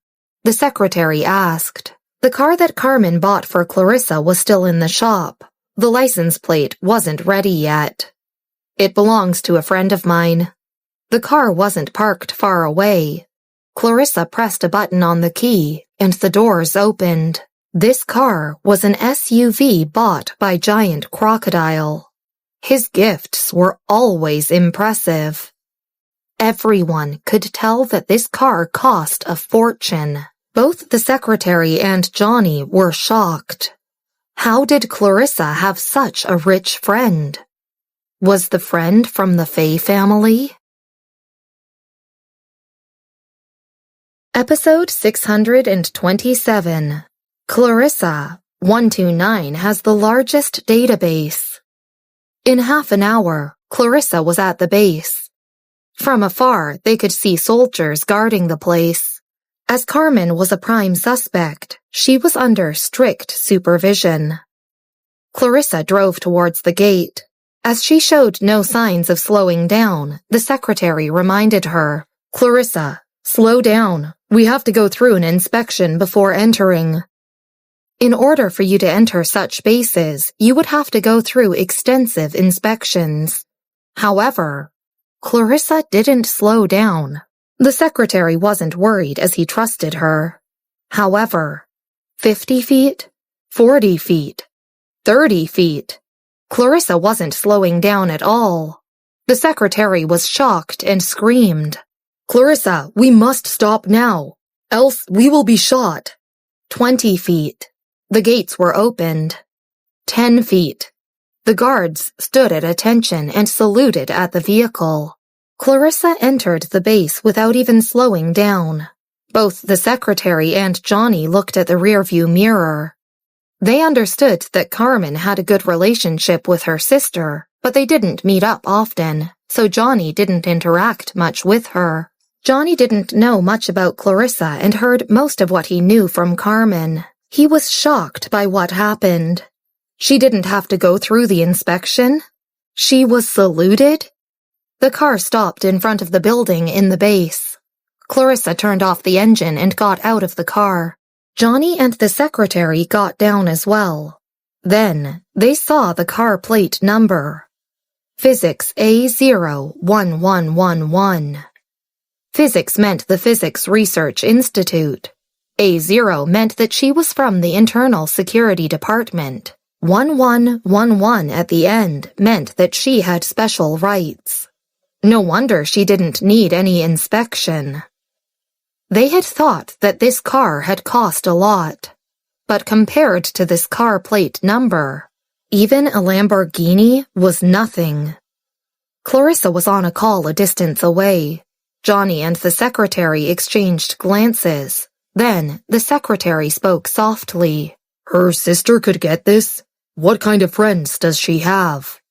He then continued, "I believe Carmen might get out this time. If you were locked up in a base, there was a very low chance that you would be released."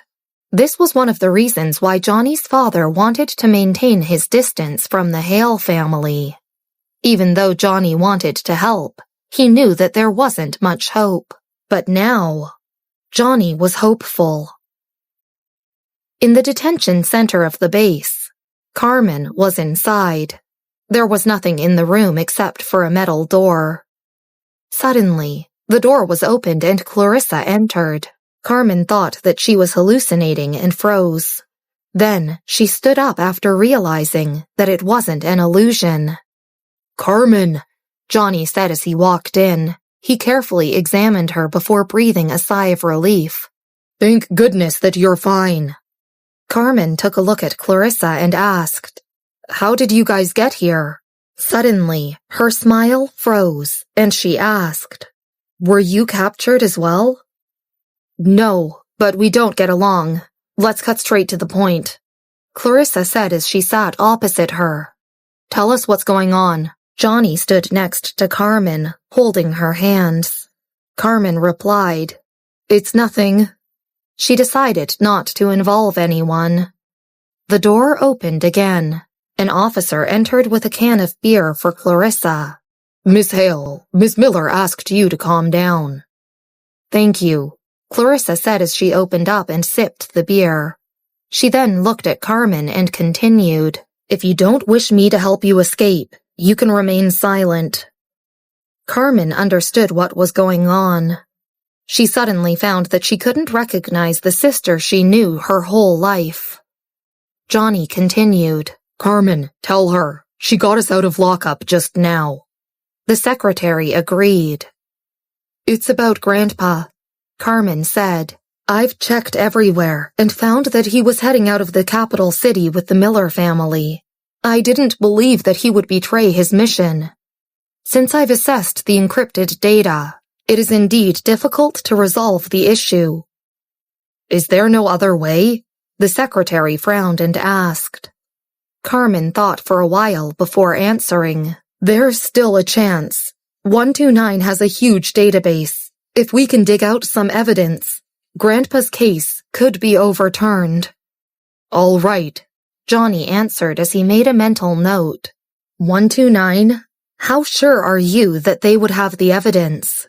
Clarissa frowned. "I'm sure," the secretary answered. "Clarissa, 129 has the largest database in the whole world, but only insiders would know. Let me explain to you later." Clarissa kept silent as she knew the most about 129. She had searched about her grandpa before. Looks like she would have to rely on Bessy and Michael. Zeke would know about what happened to Old Man Miller. Episode 628. 129. Look for it yourself. The next day, Clarissa was done going through the data. She was going to visit her grandmother at the hospital before heading to discuss with Mr. Grant. There was only her mother left in the hospital. "Where's Dad?" Clarissa asked. Clarissa's mother replied as she poured her a drink. "He's out to get some fruit." Clarissa leaned towards the bed. She took a bite of the apple and said, "Mom, are you lying to me?" Clarissa's mother turned around before replying, "They have gone to look for the Fay family." Clarissa froze. She frowned and scolded. "Why are they looking for them? You guys are so troublesome." She got out and called Johnny. "Where are you guys?" Johnny's voice was low, and it sounded like he had just woken up. "Why are you calling me?" "Where are you?" Clarissa repeated her question as she waited for the elevator. 20 minutes later, Clarissa arrived at the Fay family. She got out of the car and walked straight towards it. Everyone in the Fay family loved Clarissa, except for Louis. They opened the door as they saw her approach. In the living room, Louis was calling Olivia. Olivia had gone through the preliminary test. She now knew more members of 129 as compared to Louis. "The Hale family?" Olivia asked smilingly. "Why would Miss Hale look for me? That's impossible for someone as capable as her." "Sorry, Louis. Let's talk later. I have a shoot now." Olivia offed the call and breathed a sigh of relief. It demoralized her when she thought that she was nowhere near Clarissa. But Louis's phone call revitalized her. No wonder everyone wanted to control 129. Even the 4 big families couldn't do anything about it. In the Fay family, Louis held his phone and spoke to Clarissa's father and Johnny. "Olivia is busy with a shoot now. She will get back to you in a couple of days." How could they possibly wait, considering the situation? Clarissa's father frowned and replied, Then could you send me her contact information? I'll speak to her myself. We'll agree to everything she asks. Louis forwarded the contact to Clarissa's father. He wanted to speak as he saw Clarissa's father's desperation. Suddenly, he heard Charles's voice. Young Miss Hale, why have you returned? Everyone looked towards the door. Clarissa was holding her phone and taking off her sunglasses. She wasn't wearing any makeup. She was just wearing a pale yellow skirt that didn't show her figure, but it gave her a certain graceful look. Louis was shocked. If it wasn't for Charles, he wouldn't have thought that it was Clarissa. Clarissa greeted Charles and didn't care about Louis. She walked over to her father and stopped him from calling Olivia. What's the matter with you? Clarissa's father was about to lash out at her, but he stopped himself when he remembered what had happened yesterday. Clarissa stuffed his phone into his pocket and then signaled to Johnny, saying, "Follow me." Johnny understood that she might have a bad history with Olivia. He then said to Louis, "Sorry to trouble you." If it wasn't for Carmen, Johnny wouldn't have looked for Louis. If Carmen knew that he came to look for Louis, she would be really upset. He shouldn't have been so rash. It might have affected Clarissa. Johnny rubbed his eyebrows. Clarissa's father didn't want to leave. He turned to look at Louis and said, "But Miss Song knows a senior member of 129. If they were to leave now, how could they ask people from 129 to help look for what Carmen needed? But before he could say anything, he was dragged out by Johnny. Johnny, Clarissa's father, and the secretary drove here. Clarissa didn't want to bring her father along. She asked him to drive Johnny's car back and told Johnny and the secretary to follow her. 40 minutes later, Clarissa stopped the car at the Black Street. The secretary and Johnny were seated in the back seat. They chatted as they got out of the car. Then they realized that they were in a foreign environment. "Clarissa, where are we?" the secretary asked as he looked at the strange buildings. Clarissa didn't answer and went straight in. The two of them didn't know what she was doing, but they followed along. "Clarissa?" someone called out when Clarissa entered. She was friendly in 129, hence quite a few senior members knew her. Clarissa hung up her sunglasses on her skirt and pressed the lift button. She then said, "Get me a laptop." "All right," the person replied smilingly. After Clarissa left, he snuck a quick look at the people that came along with her. The lift reached the top, and someone had already prepared a laptop for her. Clarissa brought both of them to the lounge. Taking over the laptop, she logged into her account and then passed the laptop to the secretary, saying, "Look for it yourself." Episode 629. Don't worry, everything will be fine. You guys look first. I'll come to get you later. Clarissa left the laptop with them and went to look for Jared to discuss Carmen's situation. Johnny watched her leave before turning back and asking the secretary, "What's on the laptop?" The secretary wasn't paying attention to him anymore. He just stared at the screen. Johnny found his actions weird and stood behind him. The website Clarissa logged onto was 129, a hidden web page created by Bessy. It couldn't be found anywhere on the internet and could be accessed only through purchase by special personnel or an app. Even with the app, it required a specific code to be activated. To contact 129 and submit orders other than internal personnel, everyone else would have to go through the special means to log on. This was like the Hacker Alliance. When normal people logged on, they were ranked from levels 1 to 5. Clarissa used her own account to log on, while the accessible content by the 5 veterans of 129 was the same. To gain full access, they would have to log on to a specific area. The content shown on the screen was very simple. Her Morning Bird account appeared on the home page with a black background. Account name, Morning Bird. Number of pending orders, 125. Number of accepted orders, 197. Johnny and the secretary's attention were all on the two words, Morning Bird. They knew the two words separately, but they did not dare to acknowledge them when they were placed side by side.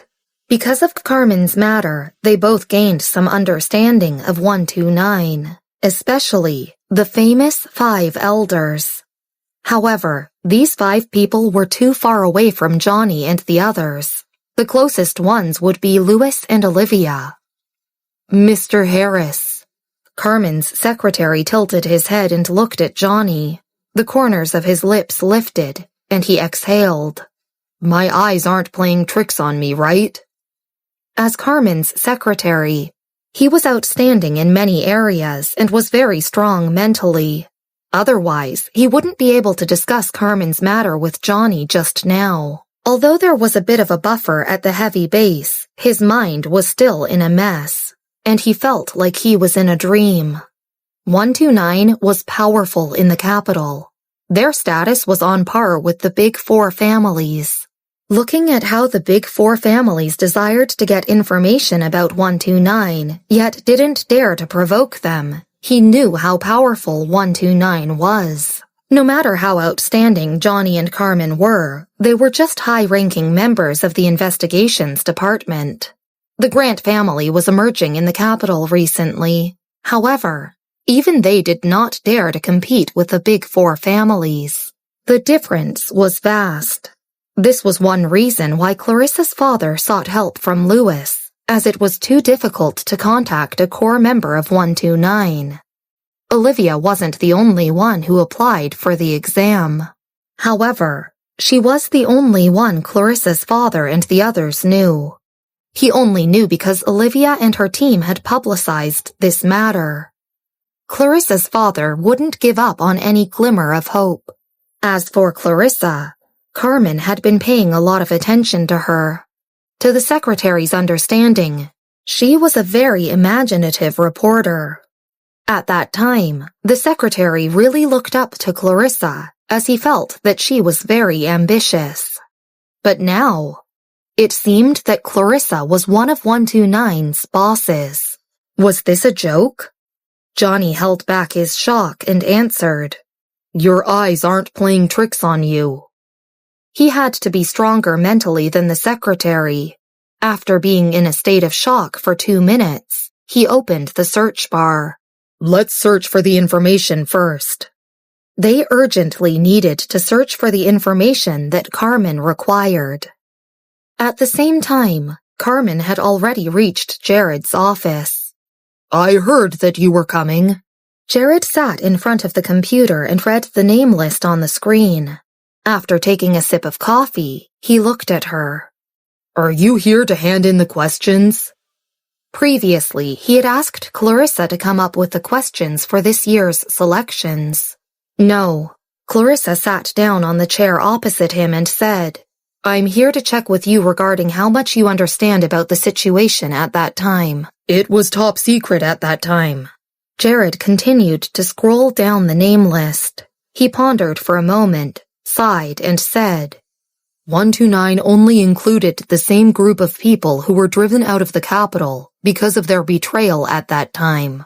This has got something to do with Lone Wolf's grandfather. Jared paused. Clarissa suddenly raised her head. Frederick Wilson. These 2 words came out of their mouths at the same time. Clarissa came out of Jared's office in deep thought. If Bessy's grandfather was involved, there would be something that happened many years ago. To investigate this matter would definitely be tough. This was why Carmen was using 129 to search for evidence. In the eyes of normal people, 129 was too powerful. When Clarissa returned to the lounge, the secretary and Johnny, sitting in front of the computer, unconsciously looked up at her. Found anything? Clarissa asked with her hands around her chest, looking at the secretary, whose hand was on the keyboard. The secretary hesitated, then shook his head. Not yet. Clarissa wasn't surprised. She checked the time on her cell phone and said, I'll make a trip to the hospital to visit Grandma. Whereabouts are you guys? Johnny got up and said, Since 129 doesn't have any information about your sister's case, we have to find other solutions. I've made an appointment with a few subordinates. Where are you meeting them? Clarissa opened the door and walked out before turning her head to look at him. Johnny gave her the address. Clarissa nodded. All right, I'll look for you guys after visiting Grandma. There are some things that you guys need to know. The three of them went down together. Rather than letting Clarissa send him off, he asked for his people to pick him up. After Clarissa left in the car, the secretary's legs went weak. No wonder Clarissa mentioned at the base yesterday night that we can't rely on 129. With the scorching sun in the sky, he looked back at the humble headquarters and mumbled, Who would have thought that the core member of 129 turned out to be an unknown reporter? I actually entered 129 headquarters in my lifetime. The people there even poured tea for me. Johnny looked at the disposable cup in the secretary's hand and asked, This is why you brought the tea out? The secretary coughed. I wanted to bring it back as a memento. Knowing that Clarissa was Morning Bird gave both of them a booster. Johnny's gloomy eyes finally brightened. At the hospital, Gloria was outside Grandma Hale's ward as well. She was here to visit her today. They did not enter the ward as there were more than 10 doctors gathered in front of Grandma Hale's bed, seemingly discussing something. A bunch of nurses and doctors were gathered in the corridor as well. They were engrossed in their discussions. The Hale family members stopped at the corridor, not knowing what had happened. Gloria and Clarissa's mother were good friends. Looking at this scene, she couldn't help but ask Clarissa's mother about the situation softly. I'm not sure. I heard from the nurse that 2 hospitals are jointly consulting her. Clarissa's mother looked inside the ward hesitantly. Don't worry. Everything will be fine. Gloria comforted her. Is Grandma Hale all right? Many relatives had since found out that Grandma Hale was hospitalized. However, due to Carmen's matter, only a few came to visit. Clarissa's aunt came out with a basket of fruit and looked in the direction of the ward. Clarissa's mother saw Clarissa coming from the back and quickly said, Clarissa. Episode 630. The Identity of Morning Bird Revealed. Clarissa did not much react when she saw the corridor that was filled with people. She walked towards her mother and said, Mom, we can go in once the doctors come out. Her mother whispered to her. The group of doctors led by 2 middle-aged men came out of the ward with the others standing behind them respectfully. Their titles could be seen on their badges. The title written on the man on the left was, Title, Head of the Hospital. The title written on the man on the right was, Title, Head of the Hospital. One of them was the head of the Evanston General Hospital, while the other was the head of the Northwestern Memorial Hospital. Evanston General was where the majority would seek medical treatment from. In contrast, Northwestern Memorial Hospital was a little scary. Not only was it under the Clark family's laboratory, countless people in Evanston and America, and even people abroad, would line up to make an appointment for a specialist consultation. This was probably the first impression that ordinary people would have. They would think of the Clark family's power. The doctors following behind were either the head of the department or deputy head of the department. All of them were very accomplished in the industry. This group of doctors was extremely vigorous in their work. Professional terms flew out of their mouths one by one. The Hale family members were stunned seeing the 2 doctors in the front. Even Clarissa's aunt was shocked.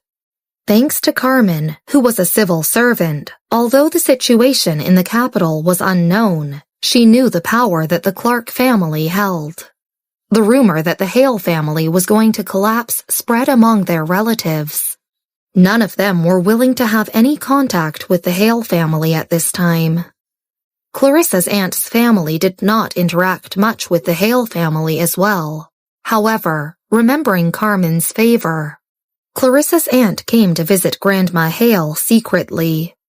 Who would have thought that they would meet the heads of 2 big hospitals here? No one from the Hale family dared to speak.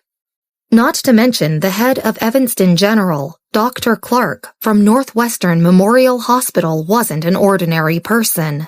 He even had a position in the administrative office, and it wasn't easy to invite him. Dr. Clark saw Clarissa leaning against the wall and walked towards her.